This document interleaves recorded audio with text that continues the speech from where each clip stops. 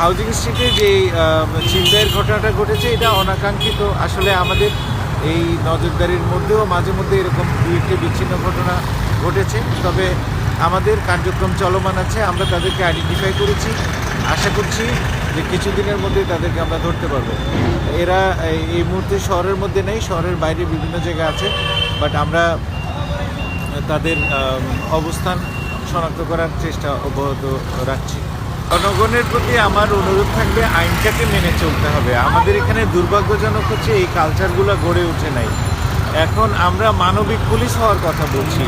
আমাদের প্রত্যেকটা অফিসার ফোর্সকে নির্দেশ দেওয়া হয়েছে জনগণের সাথে কারোর সাথে যেন দুর্ব্যবহার না করে, কিন্তু কিছু কিছু ক্ষেত্রে আমরা লক্ষ্য করছি যে জনগণ উল্টা পুলিশের কাজের উপর হস্তক্ষেপ করার চেষ্টা করে এবং চড়া হওয়ার চেষ্টা করে।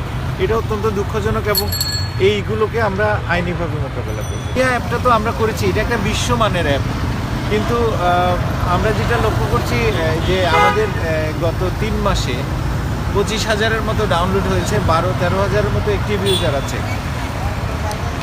জনগণ বিপদে পড়লে যেন তাৎক্ষণিক সেবা পায় সেই জন্য কিন্তু জিনিয়াকে চালু করা হয়েছে। ধরেন এখানে আপনি ছিনতাইয়ের শিকার হলেন, তাহলে মেসেজটা যদি জিনিয়ার মাধ্যমে দেওয়া যায় তাহলে তাৎক্ষণিকভাবে কিন্তু আশেপাশে যে টিমগুলো আছে সেই টিমগুলো এসে ঘটনাস্থল থেকে কিন্তু এই ছিনতাইকারীকে গ্রেপ্তার করতে পারে, উদ্ধার করতে পারে। কারো ধরেন নগদ টাকা বহনের ক্ষেত্রে সে নিরাপত্তার অভাব বোধ করছে, জিনিয়াতে কল দিলে নিকটবর্তী টিম এসে তাকে কিন্তু তার কাঙ্ক্ষিত গন্তব্যে পৌঁছাতে পারে। এই সেবাগুলোকে সহজ করার জন্যই কিন্তু এটা করা হয়েছে, কিন্তু এটা হয়তো প্রচারণার অভাব অথবা জনগণের সচেতনতার অভাবে এখনও লোকজন এটা খুব ব্যাপকভাবে এটার ব্যবহার শুরু হয়নি।